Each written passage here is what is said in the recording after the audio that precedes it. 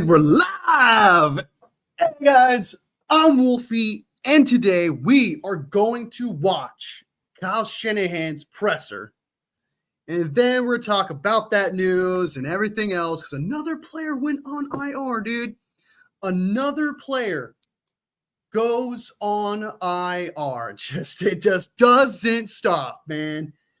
It's crazy, dude. Like 2020 is a blessing in comparison to this season.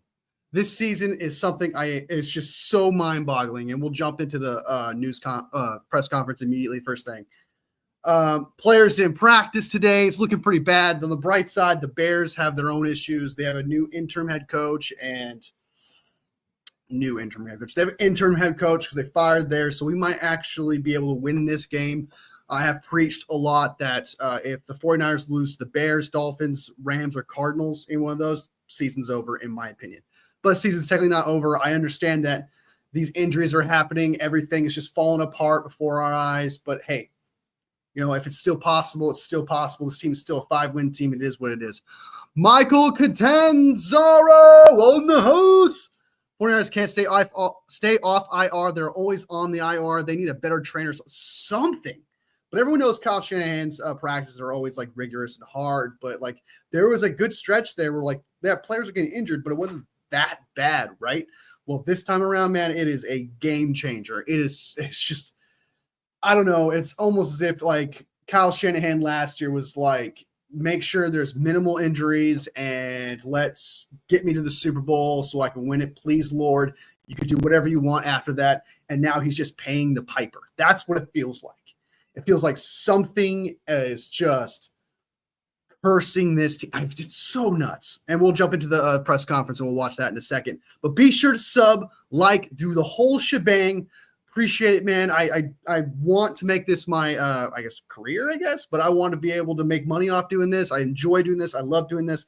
I want to talk 49ers every single day. And if the day that I get monetized is the day that I could do this all the fucking time and be here for you guys. That's what I want to do, and I cannot do without you. So hit that sub button, hit that like button, and let's grow together.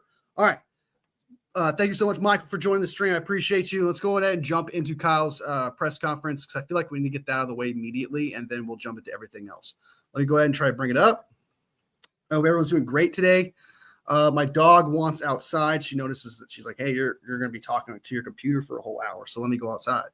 So let me let her outside for a second, and let me bring up the – all right, I'll be right back. I know.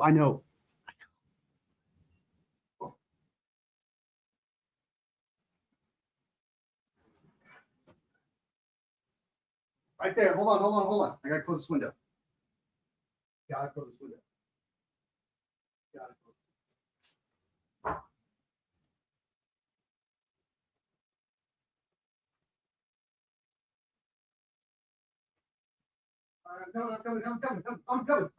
I'm coming. I'm sorry. I was like super duper sonically late the last time I was here. I swear to God. I was rushing my ass off. I was like, dude, I have to go live at 1:30, and I'm just bouncing. I even forgot my fan. I'm going to be sweating my ass off because I usually sweat when you guys only know that. I'm everywhere. Anyway, let's go ahead and jump into Kyle Shanahan's presser, and let's react to it. And let's get to our sponsor, water. Because water is good for you. So let's go. Oh, my God. Oh, I'm going to die. Oh, my God.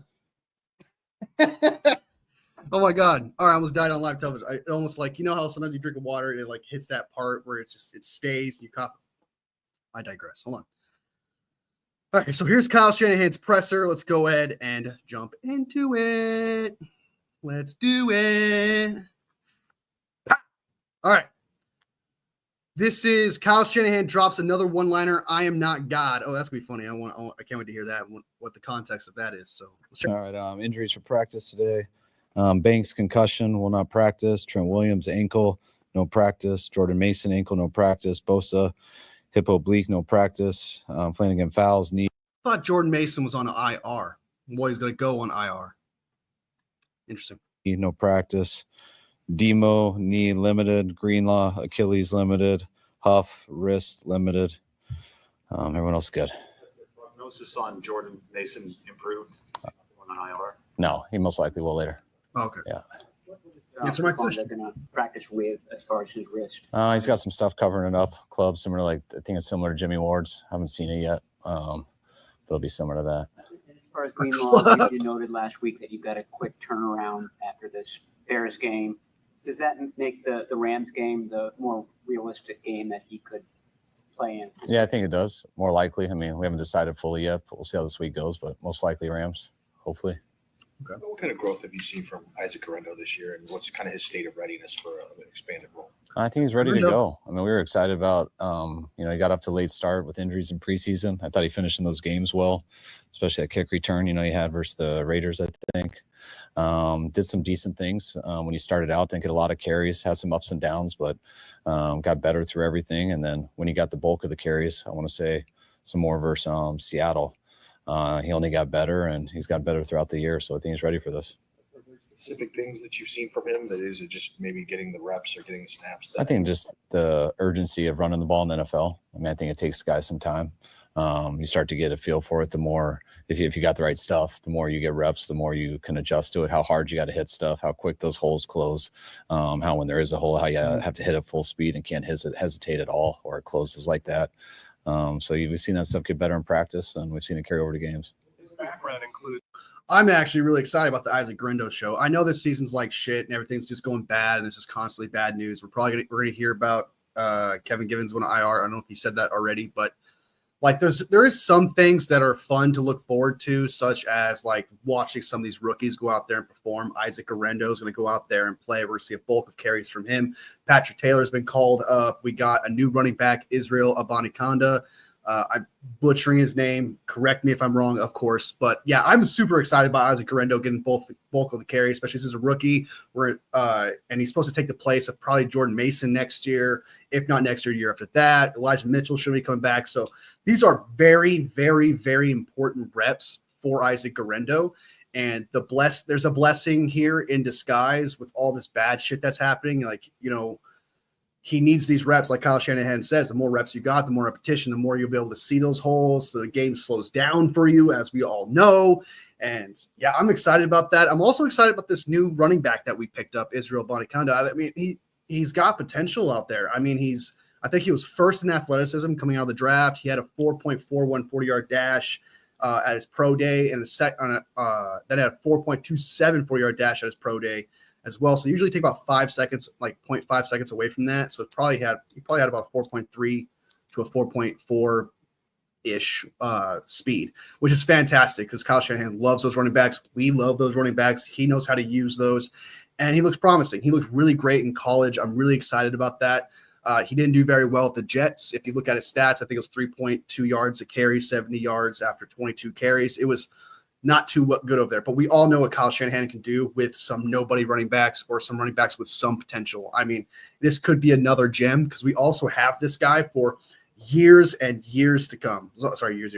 We have this guy for a couple more years. We have him next year and then in 2026. So we pick up his rookie contract with that waiver wire pull. So I'm excited about that. I'm excited about to see what this run game can do. Obviously, we're not have Trent Williams. We're not going to have Nick Bosa. Pretty sure against the Bears. So I'm looking forward to seeing those rookies. And then all the rest of the rookies, I'm pretty sure the rookies are a lot more rookies and get more reps, such as Pearsall, maybe even Cowing as well, because I don't think Kyle's giving up on this year, but based on what I'm hearing and based on how it sounds to me like he understands that he's probably not going to make the playoffs. So I might as well get all these rookies who are looking like studs more reps so the game slows down for them and we could truly whip out their potential next year. So these are crucial plays. These are crucial downs for every single rookie this year, especially second-year players as well. So I'm excited. I can't wait for Isaac Guerrero to go out there. We all know he has a clutch trait. We all know he has potential. So, I mean, I still see some rawness in him. Like sometimes he'll make a wrong read or he'll run right into a guy or whatever. But he's a rookie, right? And he's raw. And if he can master that clutch trait with his speed and athleticism, especially his size at 230, 6 foot, amazing running back. I'm looking forward to it. So I don't know about you guys, but I'm absolutely thrilled for it. So let's go. All right, let's watch the rest of this. In high school, as being a wide receiver, does he have hands, the good receiving skills that you've seen? Yeah, he can catch it. Yeah. What are you seeing out of Ricky Pearsall the last 3 games when he hasn't had a catch and hasn't had many targets? I mean, I think Ricky got a little banged up and in Green Bay, battled through that a lot, still was able to play a lot through it and helped us out a punt return. And I don't judge much from that Buffalo game. I mean, I think we had 6 completions that were screens, and I think 4 other guys had like a 4-yard catch, except for Juwan on a skinny. So like, there was nothing really with Ricky there. We had a chance to hit him downfield one time and he slipped. But that was nothing against him for that game. I do agree that game against the Buffalo Bills was not a game that you should pass. It's not a game that you should be throwing it deep in and stuff like that, especially no offense to Brock Purdy. I love Brock Purdy. I love me some Brock Purdy, but he doesn't have that velocity to break through the wind and all that. And, he's not like Josh Allen in that way where he could throw it deep. It's just that was wise. From what I saw from Kyle Shanahan, I did like the game plan of running the ball more so than actually just trying to throw it all the time. And it's not a good, and I do agree, it's not a good indictment on anyone in the passing game, wide receivers, tight ends, or the quarterback like Brock Purdy himself. That sounds like the right plan to me. And it did seem like at first that CMC was looking great, but I don't want to jump into that. I'm starting to go a little too far to the right there. But yeah, I do think that was the right game plan to not put it into the passing game. And yeah, I liked what I saw based on that. It just didn't work out, obviously, especially when CMC went down. So let's go ahead and see what I got Papa J in the house. What up, Papa J? Good to see you, man. Good to see you. Good to see you. Good to see you. Hope you're well. Oh, we're showing some love. That's what I like to see. Hey, that's what I like to see. Oh, eating a fat Mexican burrito, so I'm feeling great. I feel like a burrito is a Mexican dish, just in general. I feel like that was redundant, but I digress. All right, so let's go ahead and jump back into this. Let's jump back into this live. You said it on Monday. You hadn't yet had a chance to kind of talk to Christian after getting the news. How is he kind of doing this? Clearly been a taxing year on his body and more than likely mentally. How is Christian McCaffrey knowing that he's out for the rest of the season? I think he's doing all right. I mean, I think he was extremely disappointed. I mean, right when it happened for a couple of days, just talking to him yesterday, I think he's accepting it. It's just not his year, obviously, the way it started out, how hard he worked to get back, and then having that random injury that he had in Buffalo. So I know he's disappointed about the year, but I know he's excited and hungry as hell to get back to work and get ready for next year. Is there a certainty that Bosa will be able to play again this season? I mean, I'm not God, but I think he's got a chance to play this week. So I would think that would lead to getting a better chance each week, but I don't know the answer. So there's probably a possibility based on that. I do like that. I'm not God, so I don't really know. It sounds to me that if he does play, it's going to be through injuries.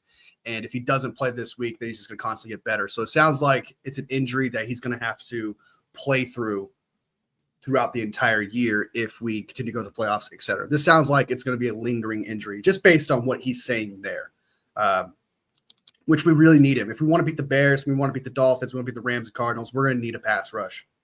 We're going to need Bosa, even if he's 50%, because 50% Bosa, we could be all honest here. We could be real.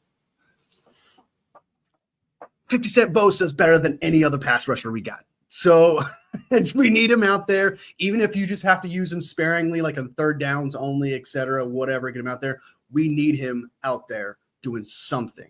So hopefully the break that he's had through these 2 games or whatever, that he can just, pull through it and it's a little bit better.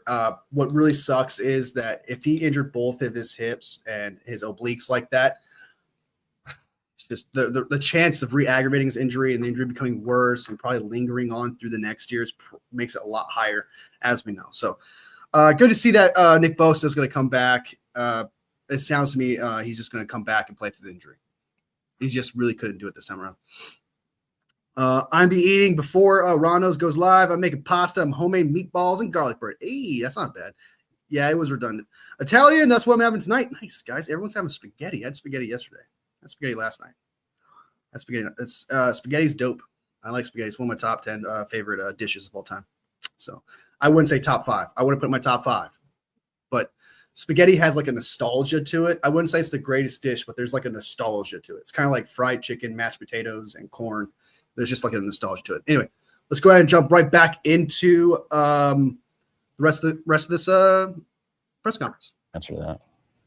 What do you know about your new running back, Israel Abanikanda? What do you like about him? I mean, I liked him coming out of college. You know, I haven't studied him a ton in the NFL, but he was a guy that I had good notes on from college and liked. And, you know, and I know our scouting department thought his best guy out there being available and stuff. So in our situation, especially glad to get him here. Was he one of the So- running backs that Bobby was on to in the 23 draft doing the phone calls and things like that? If Bobby's on every single one. So like, yes, So that's a definitely. yes, just What do you see from automatic. Caleb Williams? What's that?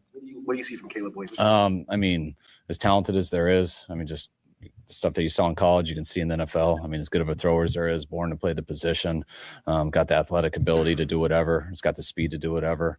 You know, he's gotten a lot of playing time. He's getting better as this year goes. I think he's getting a lot more consistent. I think he's been playing his best ball probably here the last few weeks. He's put him in a chance to win here in these last few games. I know you have a new coach that you're preparing for, or during seasons, there's just only so much they can alter. Yeah, a little of both. I mean, there's only so much new coaches can do. I mean, they're not going to change a ton up, but I mean, they can have a different approach. You can have a different vibe from the team and stuff like that. And True. you got to be prepared for everything. But you know, there's only so much. Could McCaffrey potentially be back in a playoff scenario? Yeah, I believe so. You know, I think usually though they say that injury is like a 6-week injury, so you know that would give a chance. 6 weeks. So what is it? Week 14.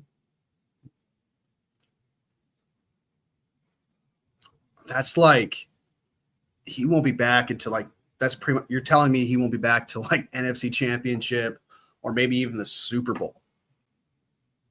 I don't know if I would even play him at that point. If we somehow some bloody fucking miracle we make it to the NFC Championship and Super Bowl, because it would be a miracle. I'm not gonna lie to you. That would be defying so many odds, dude. It's be nuts. But if that happens, I don't think you play Christian McCaffrey at that point because you know he's going to be rusty.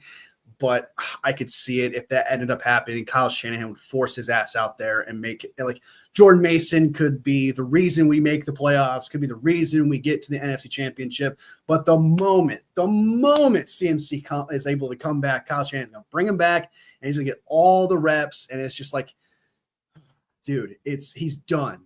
He's done. No matter what, I just think CMC should just be done. No matter what. You don't want to injure him any further. You don't want to risk making next year impossible for him to come back if he re-aggravates his injury, especially with that bilateral Achilles tendonitis. He needs the year off. Christian McCaffrey just needs to understand, like Kyle said, it's not his year. It is over. I don't want to hear and I don't want to see Christian McCaffrey again this year. I'm sorry. He looked great. He was looking fantastic in the Buffalo Bills game. Like he was starting to look like his old self just a little bit there, but he tore his PCL again. He's going to have another 6 weeks off and he's going to be rusty again. And you can't have that on the NFC Championship game and you can't have that at the Super Bowl. I'm sorry. He's done. He's done. Sit your ass down and rest. Exactly, Papa J. Spitting hot fire, dude. Exactly. You're done, dude. You're done. You're done. The trade deadline, it's a risk to make a move at the deadline. It's a risk to kind of, if you look back at it with any regrets, I mean, you can't predict what was going to happen, but regrets not being more aggressive. No, because I don't think. I mean, how many aggressive moves do you want to make? You know, and you make one aggressive move, and but I don't think that. And what's happened, just one player would have changed anything in these last 3 weeks. Then when you do that, it just hurts you more going forward. So no regrets at all on that. Not to mention there wasn't really something sitting there that was enticing you if it was considered a big move. So I didn't really see that option. And you don't ever want to do that just to do it either.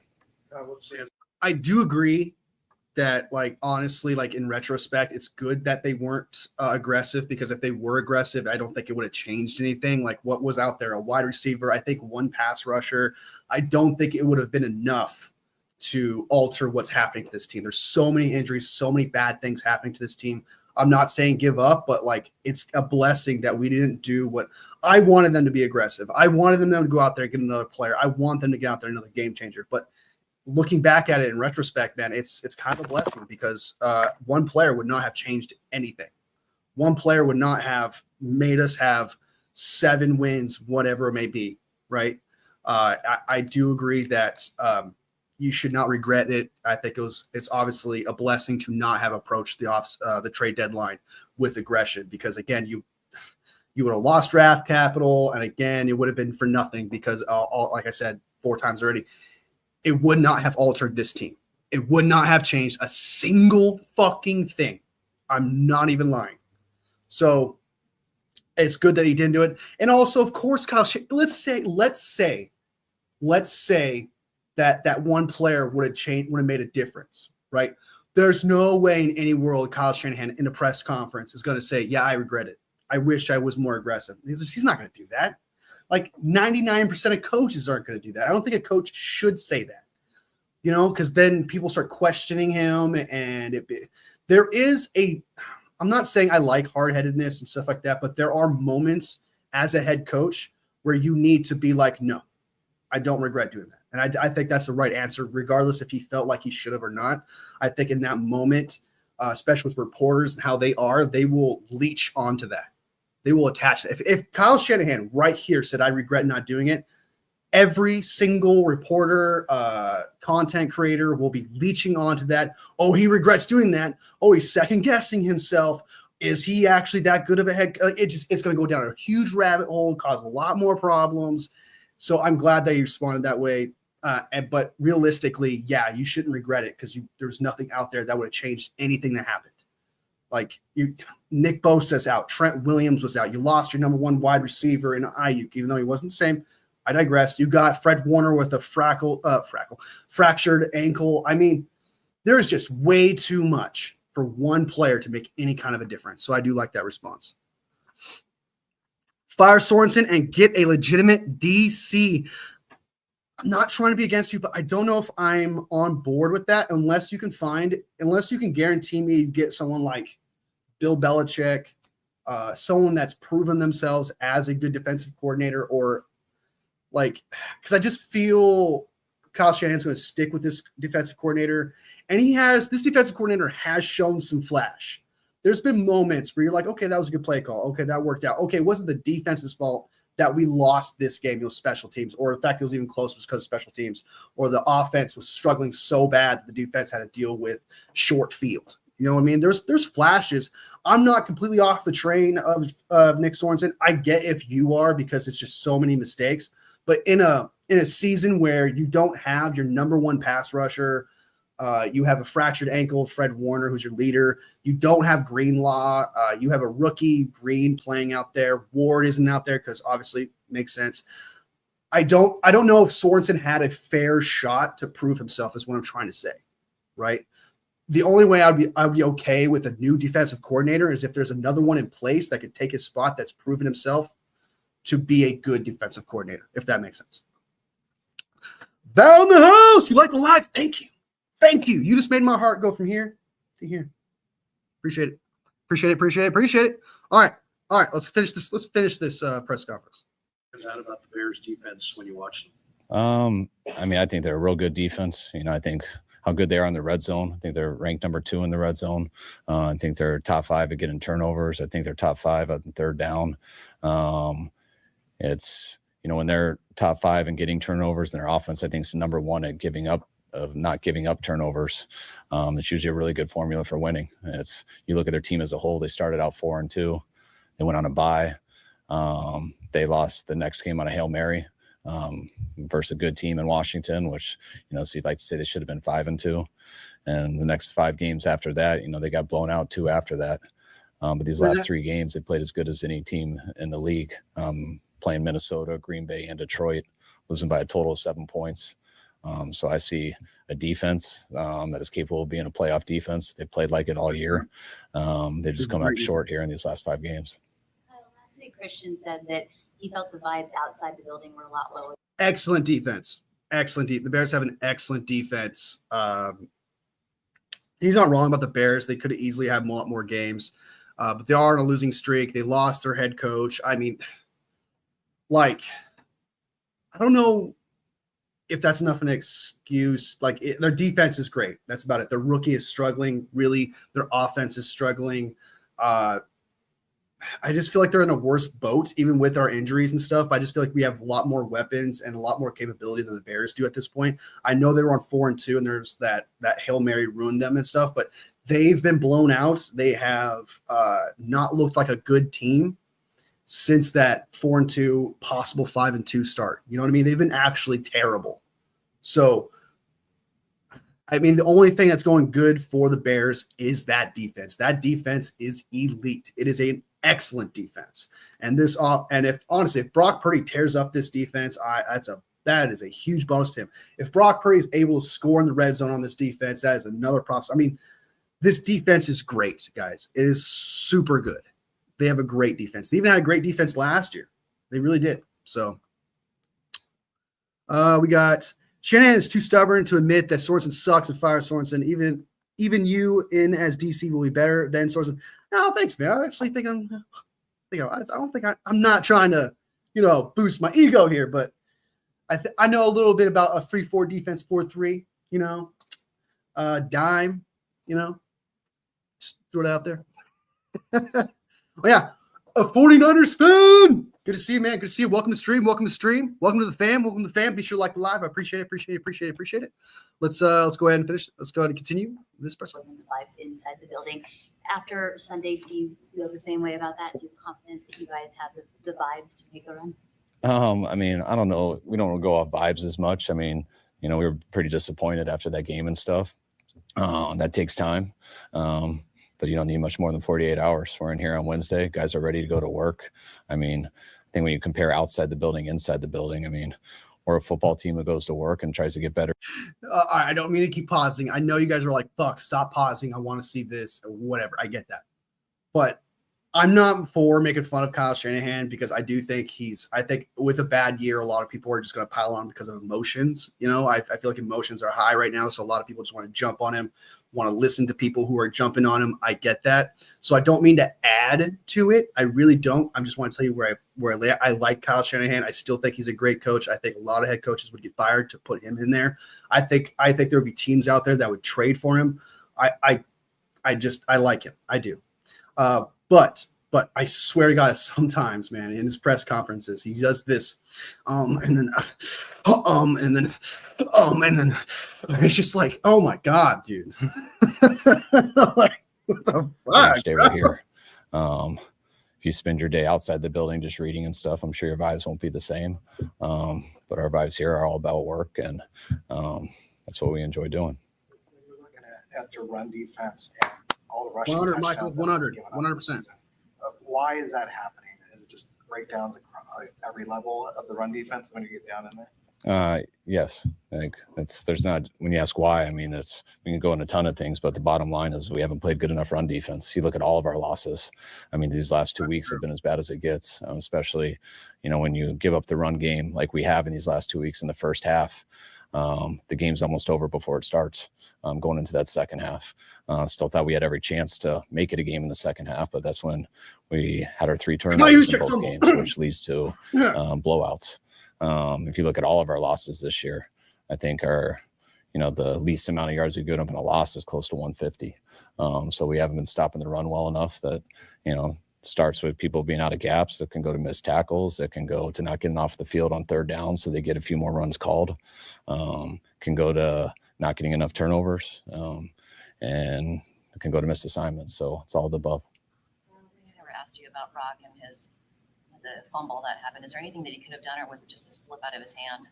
I mean, it just slipped out of his hand. I mean, I wish it didn't. It's not like you put different grip really on your hands and stuff. So you got to change your motion up a little bit, but that's also why you try to avoid throwing a lot in those situations. And that's what you try to do, but sometimes you can't avoid it, especially on third downs and things like that. And that's the challenges of playing in those conditions.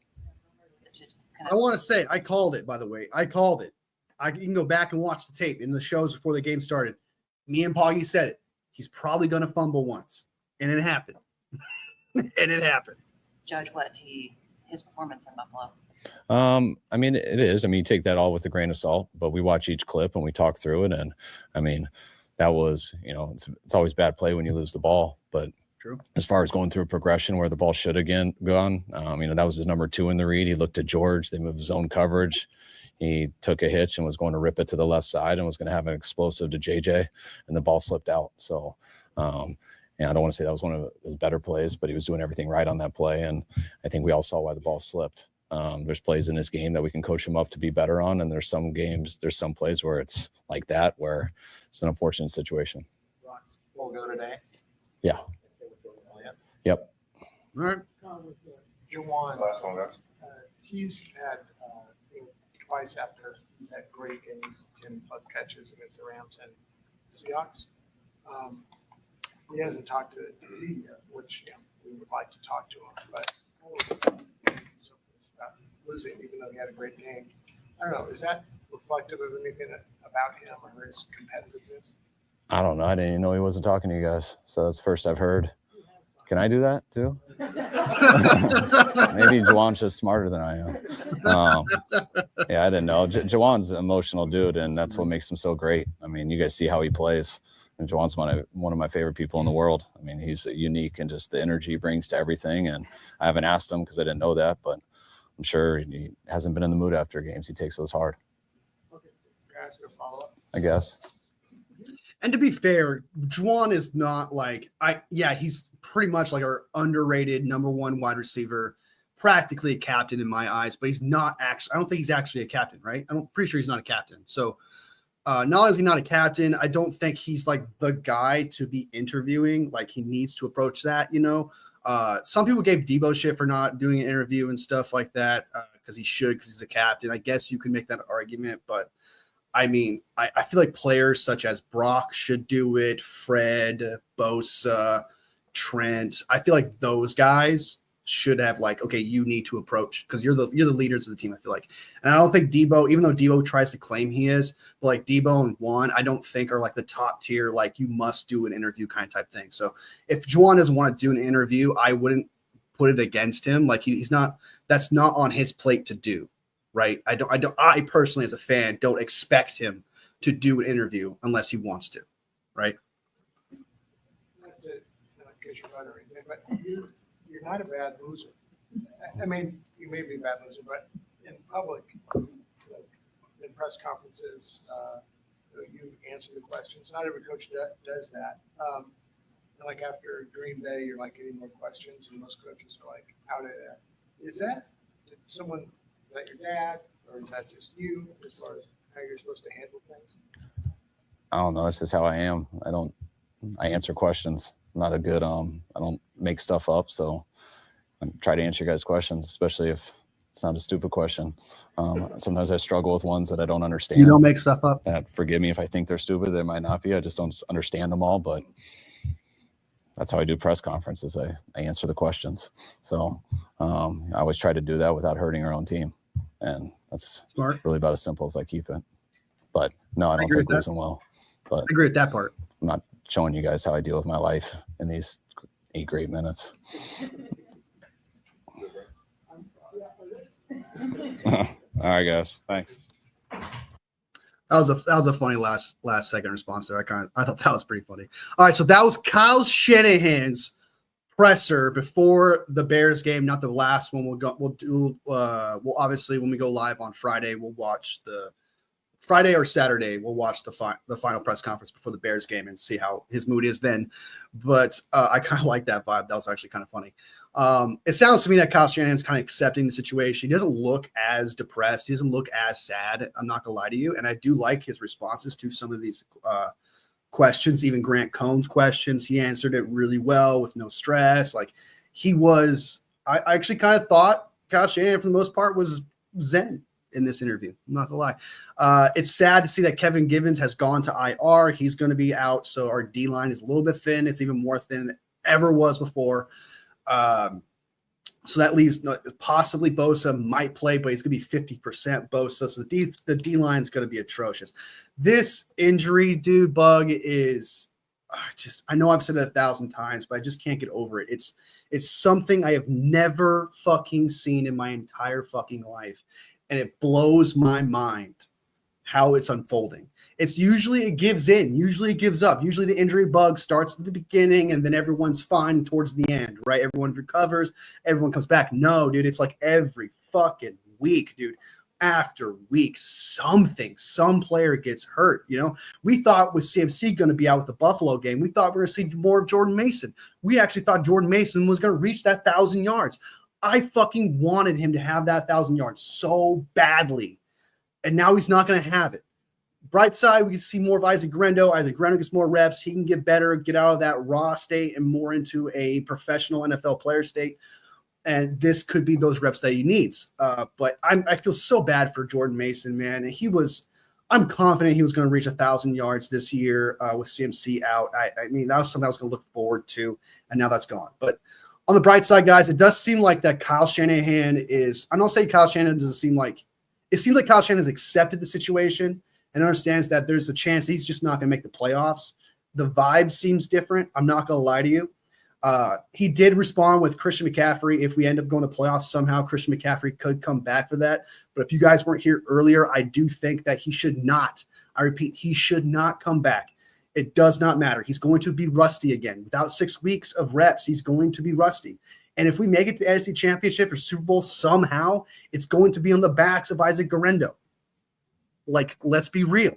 And if you put CMC out there who hasn't played all year, played almost great during the Bills game before he got hurt again, he's going to be probably even worse if he were to start the NFC Championship and Super Bowl game. And obviously it's a huge if, but I'm just like, they were talking about if he comes back, can he come back? It's like, yeah, he can come back, but do you want him back at that point? Do you even want to risk it at that point? Just because his name is CMC, you want to put him out there? Hell no. Sorry. If we make it there, just keep him rested, have him come back next year. Don't risk another big injury. It's ridiculous. But yeah, the vibe of that interview felt a lot better. I felt a lot more comfortable. Kyle Shanahan didn't seem as stressed. So let's get to some of these comments. See what they say. People have been down on Brock. They have been. Can you see any other quarterback out there right now that could have changed the outcome of the 49ers season? I do not. I don't even think Patrick Mahomes, Josh Allen, Lamar Jackson, nobody could have changed this team. Like I said, no one player would have changed anything about this team right now. It is so detrimental. The injuries are. Everything is going so bad against 49ers, from holdouts to injuries to just the worst luck on the face of the earth when it comes to Trent Williams and Travarius Ward with their personal matters. There is just too much to overcome that no quarterback would be able to overcome this. Not one fucking quarterback. Not Joe Montana, not Steve Young, not even Tom Brady. Not even Tom Brady, I don't even think could have overcome this. He may have, because he's the greatest quarterback of all time, in my opinion. So he may have got like 1 or 2 extra wins out there. But realistically, even with this quarterback, again, it would take the greatest quarterback of all time to possibly just get 1 or 2 more wins. That's about it. That's how I look at it. So I do think that people need to calm down when they're trying to judge Brock Purdy right now this year, when it's not fair, when he's performed last year with an MVP caliber season. And then during his rookie year, he showed what he can do. He did, by the way, win games without Debo his rookie year. I don't know why people keep saying that, he needs his weapons. He won in his rookie season. He won without Debo. He was out for like 3 or 4 games. So this notion that he can't win games is ridiculous. No quarterback should be judged based on this season. I wouldn't judge Jalen Hurts. If Jalen Hurts had no Saquon Barkley, no A.J. Brown, who was hurt for the rest of the year, or a washed A.J. Brown and a injured Devontae Smith who's out for the rest of the year, and their left tackle, their all-star left tackle, Mulata or whatever, was out, I would not hold this season against Jalen Hurts. That would be absolutely ridiculous. So I just think that not even the greatest quarterback of all time, not even Patrick Mahomes, would be able to make this team win games. So it's not fair for everyone to just jump on Brock Purdy on this season alone. I understand that this is contract year, so the pressure is on him. So everyone's got all eyes on him because it's supposed to get paid. But my God, everything, and I mean absolutely everything, has been against him. His rookie that he's going to work with, Pearsall, got shot and was out for 5-6 weeks. People need to pump the brakes on Brock Purdy this year. I understand it's going to come to a risk because you don't know what he's going to do next year, because we're going to assume that next year this isn't going to happen. Because what happened this year is unprecedented. It never happens. I don't think it's happened to any other team in the history of the NFL when it comes to the bad luck and injuries of this team. That it's just there is going to be a risk because you don't know what he is. Like, how do I put this? You can't judge him here, but the 49ers have to make a decision to sign him this year. They can push it, hey, next year, stuff like that. If they can do that, fine. I wouldn't hate that. But if they also signed him, I'm a Purdy believer, and I think Purdy can get it done. I do think that if he had a real offensive line, if he had just at least half the consistency of his offense, he would have won more games and he would have proved himself a lot more. It's crazy. It's crazy. I say Purdy will be great with a better O-line and a new center. I agree. There you go. That exactly. And Trent is not the same, by the way. Trent, before the personal matter, he was not doing good. He was not very good. He was not the same. 36 years old, kind of hard to ask somebody that, but you just paid him. You just restructured that contract. He just held out, right? And now Jalen Moore's out there looking a little bit like the Trent Williams of this year. Jalen Moore, right? Once this offensive line can become a top 15 or even a top 10 offensive line, this would change the game for Brock Purdy. They ignore the offensive line. That is a common opinion. That is a common thing to know about this team if you are a 49ers fan, that Brock Purdy is working with a terrible, terrible, terrible, terrible, terrible, terrible offensive line. Absolutely atrocious. So, yeah. You did call it. I would give Purdy captain of this team. Is he not a captain? I thought he was. But yeah, definitely needs to be captain, especially if he ends up getting the contract that he needs. I mean, if he gets paid $60 million, he should be captain next year for sure. Holdouts, personal tragedy, significant injuries, Super Bowl hangover. It really is a recipe. I like all of it, dude. You were here for this when I said it's like Super Bowl hangover. We were favorited every single game this year. I feel like that should be a new curse. And then you got this. Then you got the Madden curse as well. You got the personal tragedies, like you said, the holdouts, the injuries, just the whole 9 yards, dude. Like I can't think. Is there one thing that can happen to a team that hasn't happened to this team yet? I can't think of one. Everyone's been hurt. Everyone. Right? It's so crazy, dude. It's unreal. Santa Clara fell in the house. Gotta show you some love. But what doesn't kill you makes you stronger, and I believe this team will bounce back stronger next season. Yeah, I mean, like, if on the bright side for Brock Purdy, like, yeah, he's what he's working with, and it's not able to do what he truly wants to do. I mean, for fuck's sakes, he's got receivers last in separation. You know what I mean? He's dealing with absolute garbage, the bottom of the barrel situations all the time. On the bright side, it's like you said, this will make him stronger. And he's going to be back here next year, and I do expect him to be better next year. I do expect the bad luck to maybe not end, but it can't be this bad. It truly can't be this bad again. So I do agree that these kind of reps will make Brock Purdy better. I do think like he's good because imagine right now, the state that he's in right now, he sees Brock. If Brock right now sees a wide receiver barely open, next year he's going to see a wide receiver maybe just a little bit more open. So he's like, oh, wait, I can throw that. I can make that throw. And he's going to be a lot more confident. You know what I mean? So, yeah, the hardest difficulty, then coming back to the easier difficulty, everything's going to seem a little bit easier for you. So I do believe that there's going to be I do think Brock's going to have a better year next year just because everything should not repeat itself. My daughter and her mom said, great show. Hey, thank you, man. I try. And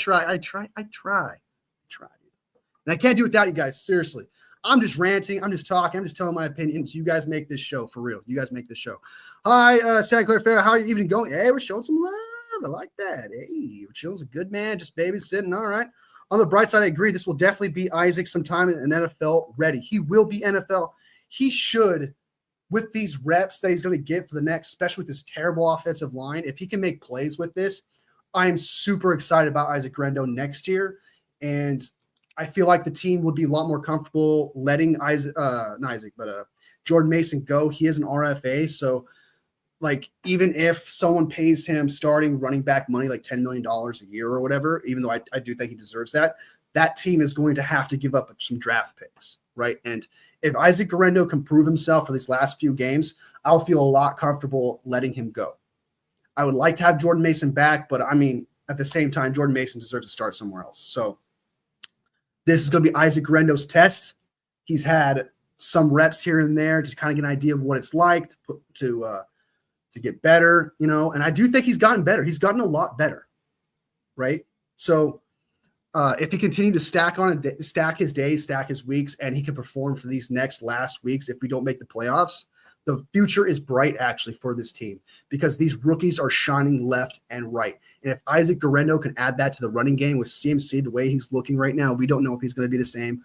Jordan Mason's an RFA. We don't know if he's going to come back. Isaac Guerendo shows that he's a starter. Oh, super excited about Isaac Guerendo.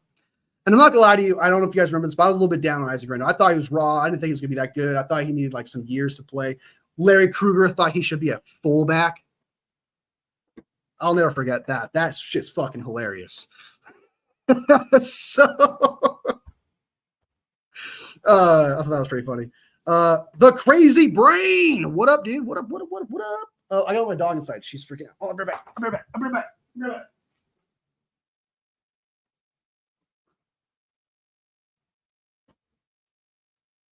All right, I'm coming. And I'm running. Okay, so I do feel like, what was this? Scott Lacoste Jr. What up, man? I haven't seen you in a while. Welcome. We take running back in the third round in the draft. We didn't do this last year, though, and I do think that it depends if Jordan Mason leaves or not, but I do feel like if Jordan Mason stays, we'll draft a running back in like the 5th, day 3 again, is what I feel like. Because Kyle Shanahan kind of went into this draft feeling a little bit loaded because at the time he had Elijah Mitchell before his injury. He had Jordan Mason, who he believed in and loved, and he had CMC, and he still drafted running back in the 4th round, which was a great idea because Elijah Mitchell obviously went on season-ending IR, right? So I don't think the Kyle Shanahan is going to repeat history with the backfield unless Jordan Mason leaves. If Jordan Mason leaves, then I do see him drafting possibly a running back with a compensation pick at the back end of the 3rd round. You know what I mean? Something like that. I feel like that's what he would do. Do you see them bringing up Trent Taylor before Bell? I fucking hope so. I hope so. Because that dude, Bell just needs to stay so far away.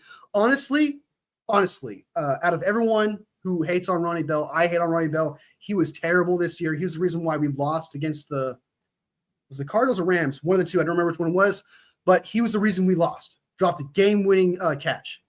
We would have won that game. We would be 6 and 6 right now if it wasn't for that dude. I don't know. I can't add right now. But yeah, I still think Bell can get better. I still think that Bell can harness that talent that we all saw his rookie year. We all saw that there was something there in Bell. It was just this year, everything just kind of fell apart for him. And he's just absolutely atrocious. The reason why he lost the game, etc. This year, pull up Trent Taylor no matter what. Fuck Ronnie Bell. He needs to be on the practice squad. He needs to learn to get better and catch some balls, dude. Okay, that's what needs to happen. Because he could do everything else. Obviously, he's able to get open for Brock Purdy. It's just the fact that he drops it. It's literally just drops, which I don't know how you do. I still don't get it. Your hands are practically Velcro to the ball.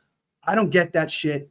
But if he can fix that, if Ronnie Bell can fix the catching part, he's really good.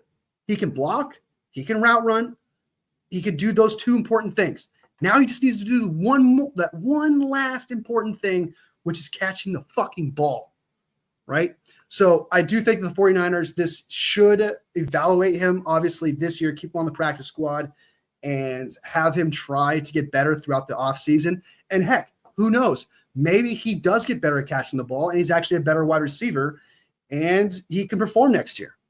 But this year, definitely not. No, I don't think that he's done. Bell is absolutely done. So, with so many people hurt or injured, my thoughts are O-line. 110%, dude. O-line needs to be the number 1 priority this offseason. Some people are saying corner for some reason. I don't know about that. Some people are even saying linebacker. The trenches are the most important thing right now. We have Renardo Green, who's looking like a stud. Jamador Lenore, right? 2 starting corners right there. You got Jair Brown. Some people don't like Jair Brown this year. but it's his sophomore slump, so give him a little bit of a break. I don't think he was that bad this year. He did have a bad game against the Bills, but I don't think Jair Brown's that bad. Mustafa is looking like a fucking all-star, dude. Mustafa, oh my God, looks so good. He flashes on the screen in such a unique way. Like, you'll look at a play, and then you'll just see a red and white gold streak come across your screen, lay out a guy. He has it, dude. Mustafa has it. And by the way, guys, Mustafa was the Trey Lance pick, the 4th-round pick that we got for Trey Lance. That was Mustafa. So, I mean, it kind of worked out. We traded 3 first-round draft picks and a second and whatever for Mustafa. And if Mustafa could be what he is and not have a sophomore slump, but I mean, we all know what a sophomore slump is across the league for a reason. It's a real thing, right? So he may not be as good next year. We'll see. But Mustafa's looking like an absolute stud. I love Jair Brown. I think he's good. We got the corners we need. We have the secondary set for the future. The future, secondary-wise, is set. We have the safeties. We have the corners. Fred Warner's getting a little bit older, but the trenches, man, the trenches are so bad. Center, right tackle, you got an aging Trent Williams. Banks is not it. You got Pooney. That's fantastic, but he's a guard, the least important position on the offensive line. Let's be real. Let's just be fucking real for a minute, okay? They addressed the least most important part of the offensive line. For some reason, they thought right guard was the biggest fucking issue, and I don't know why. Whatever. We got what looks like a possible all-pro guard. So there's that bright side. But center, right tackle, left tackle, oh my God. DN, dude. And then a D tackle, the trenches, dude. Just go all in on trenches. That's what we need. It will help CMC. It will help possibly Jordan Mason if he comes back. Isaac Guerrero. It will significantly help Brock Purdy, especially if IU comes back and he's not the same. Guess what? If he has more time, he can make more plays. And then the defensive part of the situation, there's been no pass rush. When Bosa was out, Geno Smith was confident. He was making plays left and right, and we lost that game. The moment Bosa went out, the defense sucked ass, and not in a good way. So trenches, all off season. All right. Oh, and then also get ourselves a secondary tight end to replace George Kittle, who is 31 years old. So we need to start looking for a backup tight end here. There needs to be one. I'm sorry, but I don't think Braden Willis is it. I don't think Salbert's it. We need answers there. So if you could only keep one, who would you keep, Brown or Huff? Brown. Huff doesn't look the same. And I don't think he's that fast. I think Brown is faster. And I think Brown's ceiling is a lot higher. I understand that Hufanga was he all-pro or second all-pro? I don't remember. But I don't think he's the same player. I don't think Hufanga after his tear has been the same. And he does look a lot slower coming back from his injury. He looked a lot slower. So if I had to pick, I'm definitely picking Jair Brown just because he's faster. His ceiling looks a lot higher. And that's what you need in a safety. All right. Your job is to protect the deep ball. Okay. Not play fucking third safety as a linebacker in dime or nickel or whatever. Right. Like, it's cool to have that. It's cool to have a guy who can go downhill. It's cool to have that guy who's who can run stopping, but Hufanga has had some tackle issues and he's not that fast. Jair Brown has had a soft year, has a sophomore slump. He's allowed to prove himself next year. I'm without a doubt keeping Brown. Malik Mustafa! Would you keep Mason or Isaac?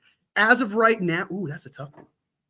Ooh, man, dude, that's tough because I like Isaac Guerendo's size. I like what he's got. I'm not saying Mason doesn't necessarily have this, but when you got a clutch trait in a running back, in Isaac Guerendo, who has a clutch trait as a running back,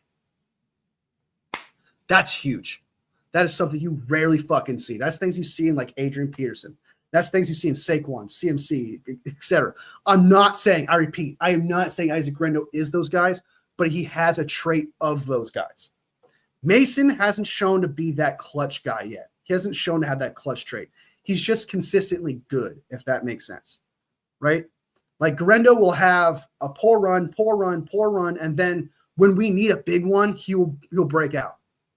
So if you asked me, I guess based on that logic, probably Garendo, just because that ceiling is probably going to be higher than Mason's. But as of right now, Mason is better than Garendo. But I would invest more into Garendo based on that trade. So, if that makes sense. Val with the hi. What's up? Hi. Welcome to the stream.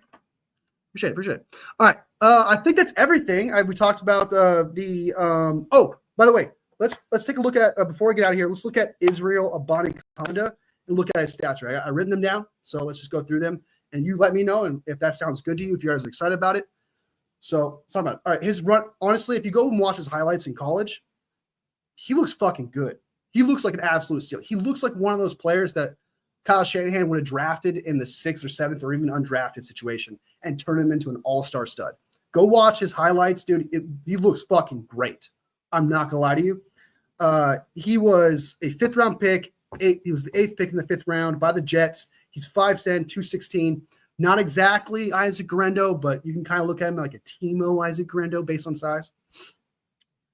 I couldn't find his combine stats. I don't think he ran in the combine, but he had an unofficial 40-yard dash at his pro day of a 4.41 unofficial. And then on his second try, he had a 4.27.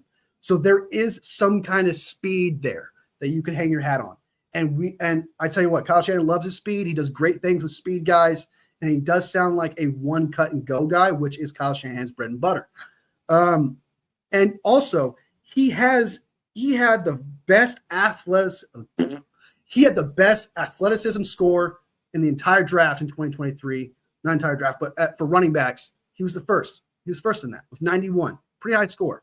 So, but then again, his stats don't exactly jump off the page. Him as a professional, though. But then again, it was the Jets, and the Jets, I can imagine not knowing how to do it. Like Breece Hall is being held back. Let's be real. Breece Hall is being held back by the Jets. That offensive line's atrocious. You don't have a running back mastermind out there. So I wouldn't hold the 22 carries, 70 yards, 3.2 yards a carry against him. 7 receptions for 43 yards and 1 fumble. That's pretty bad. But like I said, I mean, he was on a team that was on constant turmoil, a team that, yeah, we have a bad offensive line like they do, but I would trust Kyle Shanahan more to work with a bad offensive line than the Jets ever could, right?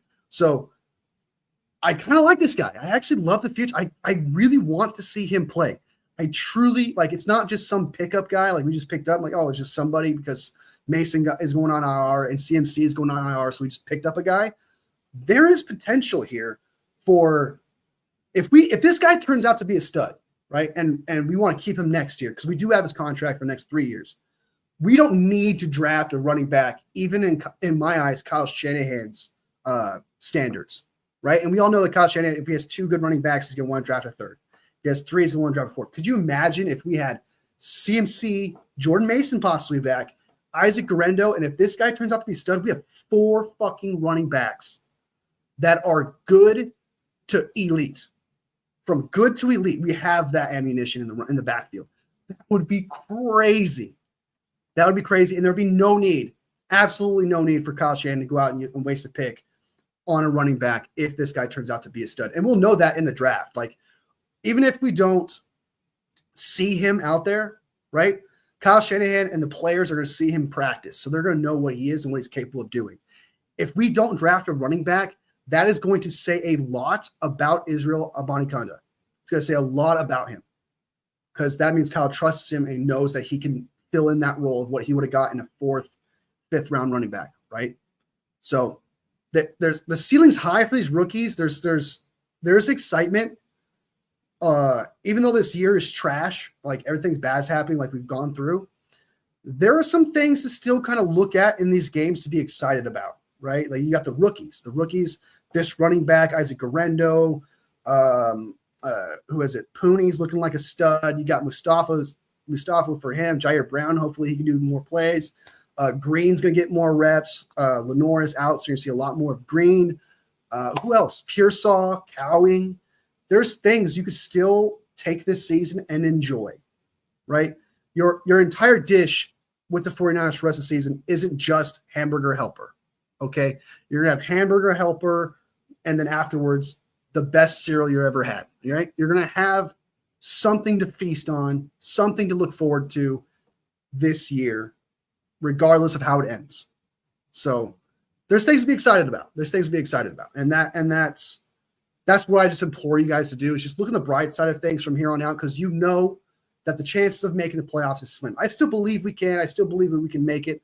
I still believe, despite all this, as long as there's a window and it's not like a 0.0001% chance that we make it, some bullshit where it's so far out of control that you need a lot of things, significant things to go your way to make it happen.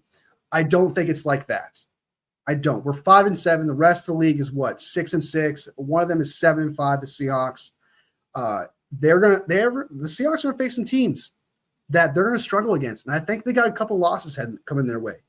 So the 49ers, I think, have a 20% chance to actually make the playoffs.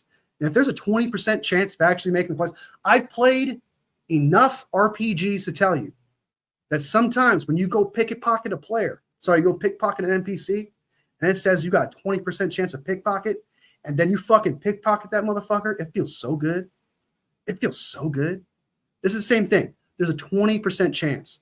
It's a 1 in 5 chance. I'll take it. It's not the end of the world. Makes total sense. I agree with you on Isaac. That's great. Yeah, for sure. I just think that Isaac's just has that trait. He's just that guy. You know what I mean? All right, so we're going to bounce to get out. I'm sweating my ass off, dude. I need my fan. I can't ever go live again without a fan, dude. It's crazy.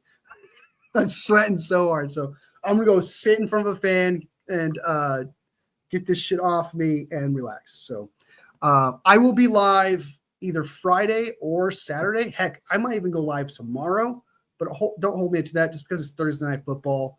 And on Thursday Night Football, sometimes I like to do predictions and still shoot the shit. So tomorrow I might still go live, but count on Friday or Saturday for me to go live, and we'll watch Kyle Shanahan's final presser. We'll get the final injury news, the final injury report, of course, on Friday. There's a lot of things that we'll be able to unpack Friday or Saturday. This has been one of the unluckiest seasons in 49ers history, but yet we are only 2 games behind. Are we that good, or does the rest of the division suck that bad? Honestly, the division just sucks that bad. The division just sucks that bad. It's not great. I don't think the Seahawks are going to go to the NFC Championship. I don't think the Rams can, and I don't think the Cardinals can. The Cardinals are looking up. Cardinals have a bright future. I'm not gonna lie. I'm not saying I like Gannon because he's a little corny with I don't know what player it was, but a player approached him and he was like, choo, choo, choo, choo. God, dude, cringiest shit ever. But Gannon seems to know what he's talking about, seems to know what he's doing. And I think that the Cardinals are looking up. Seahawks, I don't know what the Seahawks are really, because sometimes they had a nice stretch and then they had a very poor stretch, and now they're back to a nice stretch. You know what I mean? The Rams, they're falling apart. So I do think that the division at the very most is just mid, right? It is like the definition of mid. So I do think the 49ers are overcome. To get 5 wins with this team, I do think says a lot, right? But at the same time, the division is terrible. Because I feel like if this was any other division, I could just look at the stats and show you, but I'm confident by just saying this that if this team was 5-7 in any other division, it would be over. The playoffs would be done. It'd be gone. But because this division at best is mid, the Seahawks almost lost to the Jets, people. Almost lost to the Jets. Literally one of the worst teams in the league. Top 2, maybe even the worst team. I'm not lying. They almost lost. If Aaron Rodgers was just this much better, they would have lost. Like 110% would have lost. So the Seahawks can still be full of themselves and then fail for the rest of the year. So I still have hope. The Rams almost lost to the Saints, who I think are absolutely terrible as well. So there is still a window, and yes, there's things that are outside of our control, but those things that are outside of our control are very possible to happen, right? Those things that were the Rams, Cardinals, and Seahawks all choking away, and the 49ers, if they can just beat the Bears, Dolphins, Rams, and Cardinals, I think they can make the playoffs. But the moment they lose one of those games, They're not beating the Lions. Let's be real. They're not doing that. But if they lose one of those games, I'm jumping ship. That's that. I made a roadmap 3 weeks ago, and everything I thought would happen is happening.